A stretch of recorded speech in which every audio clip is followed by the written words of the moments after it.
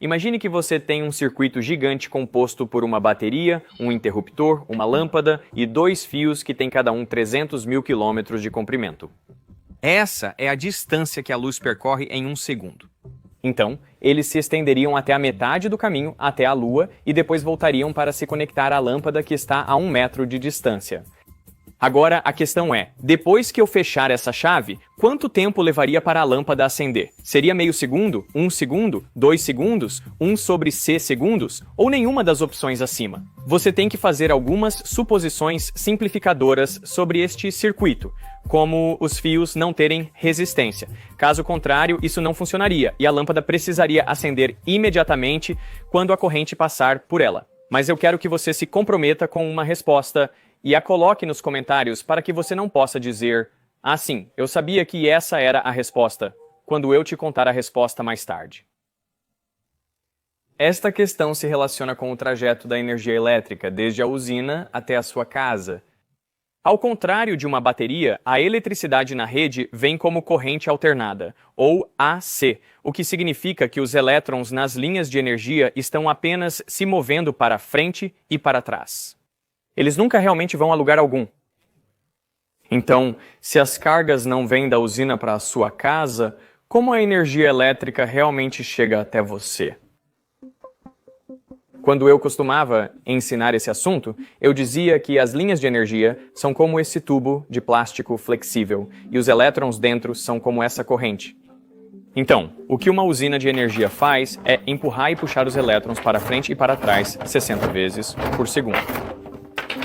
Agora, em casa, você pode conectar um dispositivo como uma torradeira, permitindo que os elétrons passem por ele.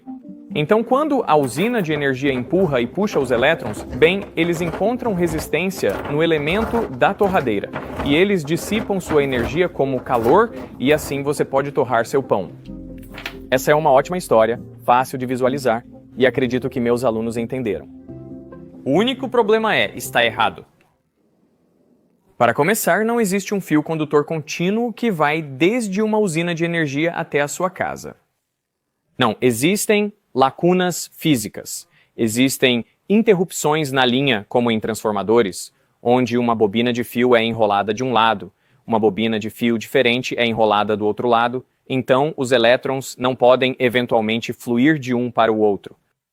Além disso, quero dizer, se são os elétrons que estão transportando a energia da usina para o seu dispositivo, então quando esses mesmos elétrons fluem de volta para a usina, por que eles não estão também transportando energia de volta da sua casa para a usina?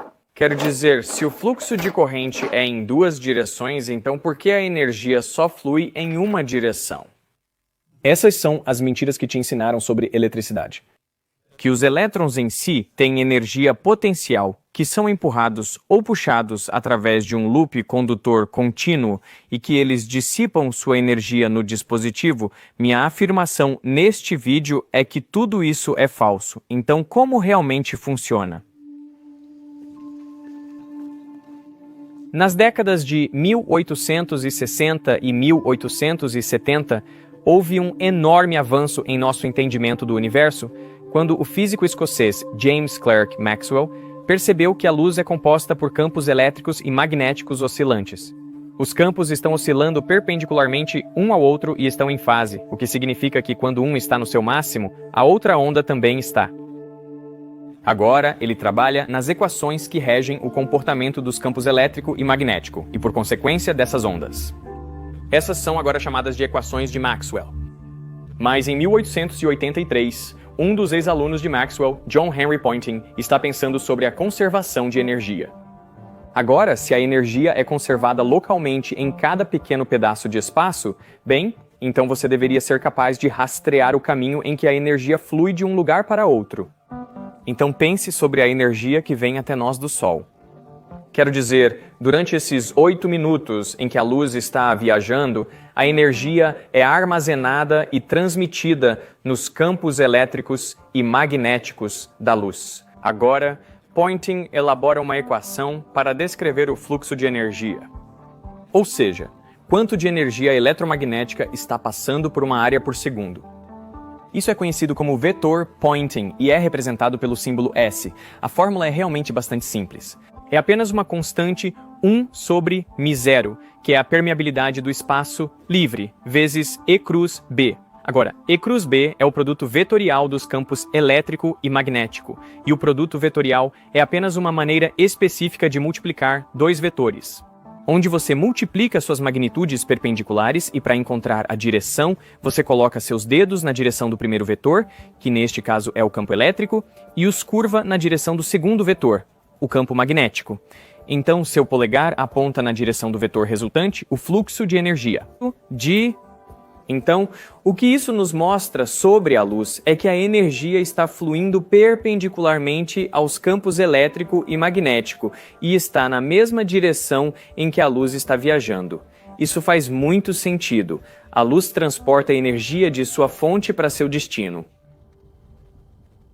Mas o ponto crucial é este. A equação de Poynting não funciona apenas para a luz. Ela funciona sempre que há campos elétricos e magnéticos coincidindo.